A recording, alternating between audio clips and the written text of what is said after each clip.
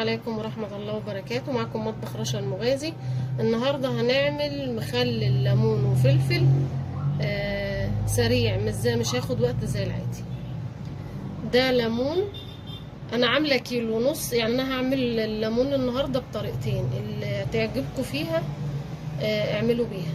ده انا مش سلقاه، النص كيلو التاني سلقته. الفرق بين الطريقة دي وفرق بين المسلوق، ده اللي بيحب المزازة اعلى هيبقى طعم الليمون مزز اكتر، المسلوق هيبقى المزازة فيه اقل. هو ده الفرق بين الطريقتين، بين المسلوق واللي مش مسلوق. فاي طريقة بقى هتفضلوها اعملوا بيها. انا مقطعاه غسلاه مقطعاه 4/4. هنزل بيه في الكبة، هضربه مش ضرب كامل، اقطعه يعني.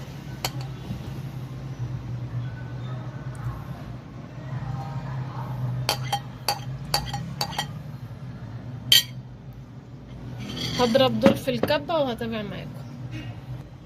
دلوقتي انا ضربت الليمون، هضرب الفلفل برضو مش هنعمه، عايزاه خشن، يعني ضرب كده نبض علشان ما يبقاش ناعم. انا عايزه الفلفل يبقى خشن. هضربه في الكبة وهنتابع مع بعض. دلوقتي انا ضربت الفلفل وضربت الليمون، وده كرفس على جزر على توم برضو ضربته في الكبة. تمام. هحط بقى حبة من الاول في البرطمان متعقم، حبة كده من تحت، وبعدين هحط ليمون،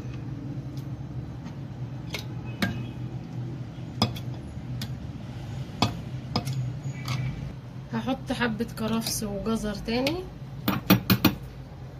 وتوم. هحط بقى فلفل اللي انا ضربته،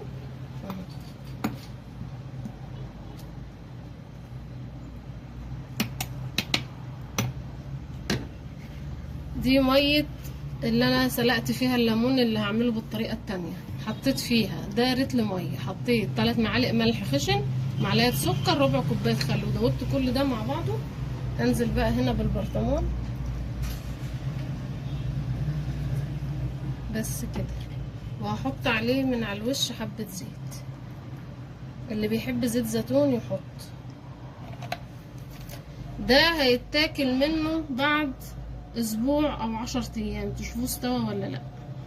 الطريقة التانية هتبقى اسرع.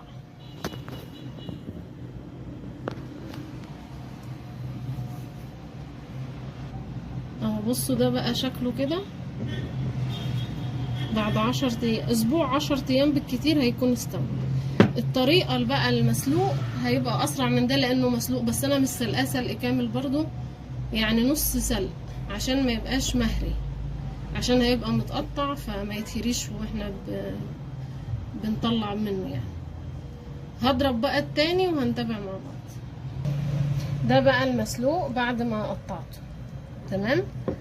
هحط برضو في البرطمان متعقم، هحط معلقة جزر على كرفس على توم من اللي مضروب في الكبة تحت، وبعدين هعبي الليمون،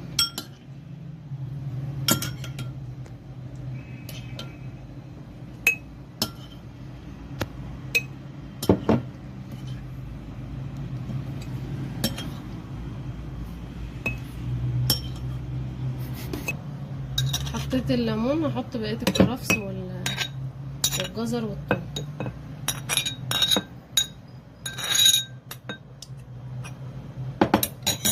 دلوقتي بقى هحط فلفل من المضروب برضه، هحط معلقتين كبار كده.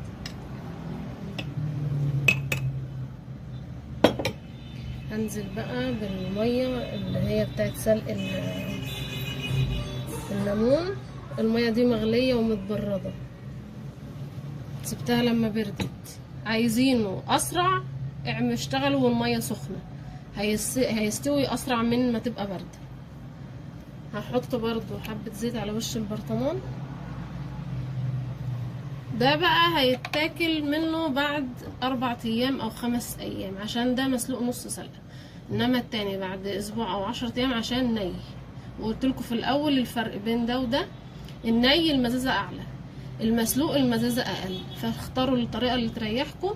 ده اسرع مخلل ليمون وفلفل. اتمنى تجربوه وان شاء الله تعجبكم، وبألف هنا.